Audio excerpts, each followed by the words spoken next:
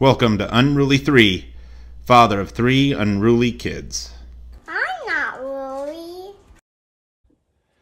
So I'm using one of these Rockler radius gauges for the legs for this R2D2 bandsaw box. So when I put it down here, I'm just going to come around.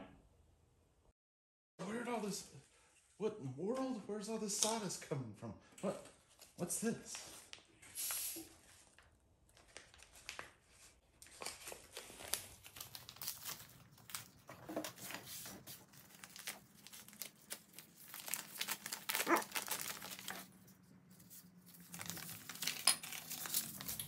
Dear Drew, I'm very excited to participate in this international magical cooperation project. Enjoy this camphor laurel Kolrosing knife. Use it well, fellow wizard. The extra blades are forged from bottled dragon fire in Australia, and paired with your impressive wand making skills, we should end up with a truly impressive result. Do your magic, Matt. Oh, wow. So that was Matthew Painter, and if you haven't checked out his channel, you definitely should. He made a workbench that was a huge inspiration for my workbench, and he did a lot more describing what all he was putting together and how he was doing it. But we decided to collaborate on this really cool project. So before I made a wand with a twist, I had called it, and it starts out by having to cut these thin strips of different kinds of wood. So again, I cut a bunch of thin strips. You saw me cutting some Paduke and some Purple Heart.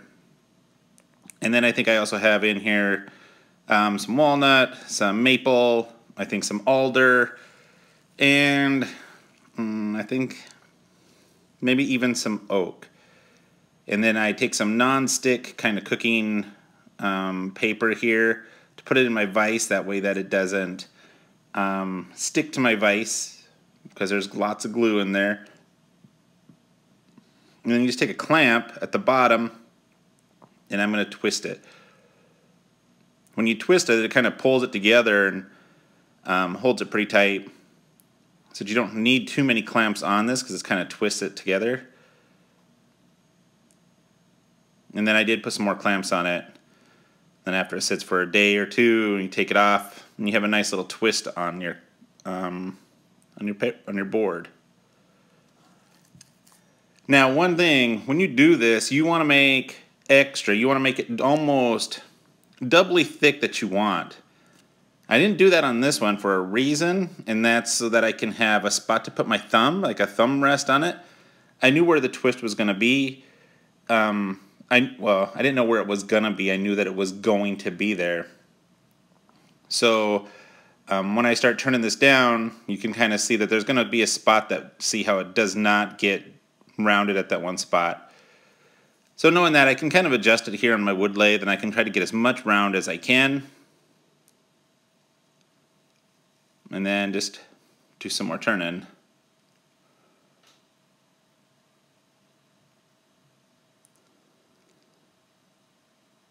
So I think it was really cool that Matthew, I saw one of his videos about making these Kolrosing knives. I think that's how you say it anyway. And I had just mentioned that I wanted one, and it was his idea to do this collaboration, which I thought was pretty amazing. So you see how that has that flat spot. That's where my thumb rest is going to be, so that I have a spot to use some extra pressure. I'm still just kind of adjusting, trying to get the most rounded part that I can. And that's why you want to make these doubly thick, because you will end up turning away, because there's just a twist area that makes it kind of weird.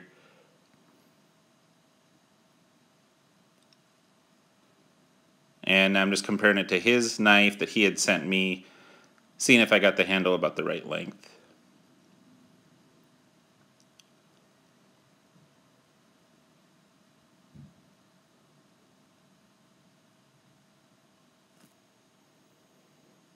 And now you can see the coloring in there, and that's where the thumb is going to be, that spot. Then just do some sanding on here.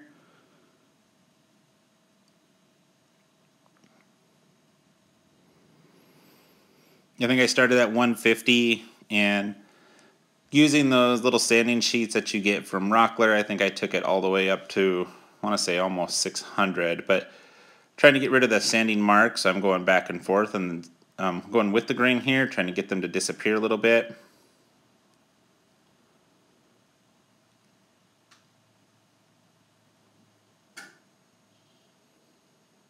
So I'm not going to bore you with all the sanding, but yeah, every now and then I would stop, go back and forth, trying to get them to disappear.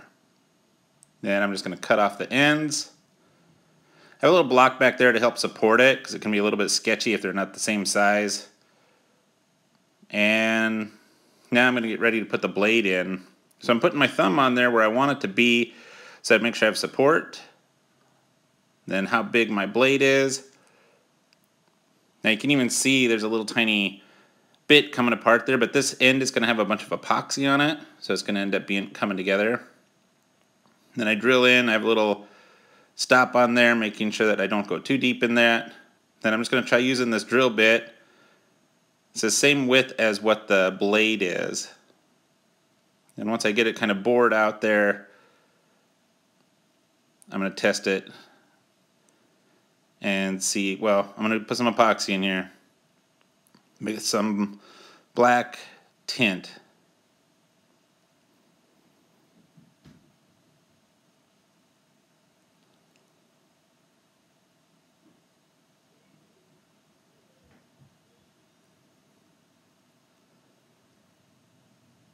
And push that blade in.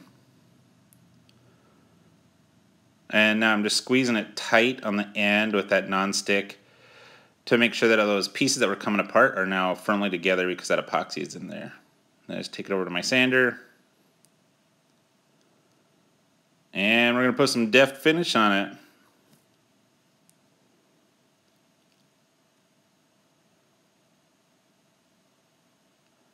And then for mine, I believe this, I want to say the wood is elm, but I'm not 100% sure what it is that I was using here. But I did make a mallet for my, just for me here in the shop, then I used this elm for it, and I think it's really pretty, the color of the wood, so I thought I would use that same kind of wood for my blade, because he did for my Kolrosing knife, because Matthew did send me 2 blades to kind of play with. So I didn't do too much special on mine. I'm going to burn a couple lines here on the end.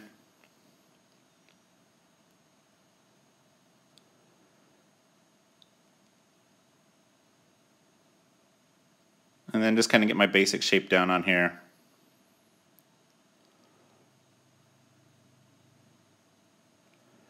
I think I put a little bump there so that I can kind of push against that with my thumb.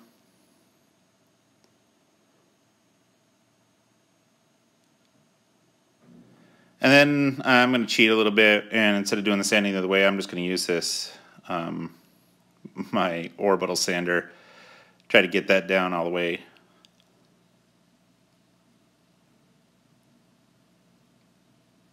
Save me a little bit of time. Then once I get it sanded, I'm going to just kind of part it off and go ahead and take my saw to it and cut it off. Then finish the rest of the sanding. So now I'm just going to have a little ending part, and then at the very end, my kids are going to use some of their magic wands, and they're going to send it back to Matt. Thanks everybody for watching, and Matt, thank you so much for doing this with us. Right, so I got my Kolrosing knives all done. This is the one that Matthew sent me, and I love the design and the curves of it. I hope that mine are as nice as his. I hope he appreciates it. I'm sure he's going to. He's going to love it. But so this is the one that I made for him. And with the twist, I like how it has a spot here to put your thumb up against it. And then this is the one I made for me. I put pins in it. I didn't show that. I wasn't very successful. But this was more about making mats than making mine. So I used wood. This is the wood that I used. And I used the same wood on my mallet. So now I have a match. So I thought for fun, when I mail this back to Matt, I'm going to send him a couple stickers. And I'm going to send him some wood that matches my mallet and my knife. And then maybe he can make something out of this. Flowers are pretty. Pigs are fat. Send this package back to Matt.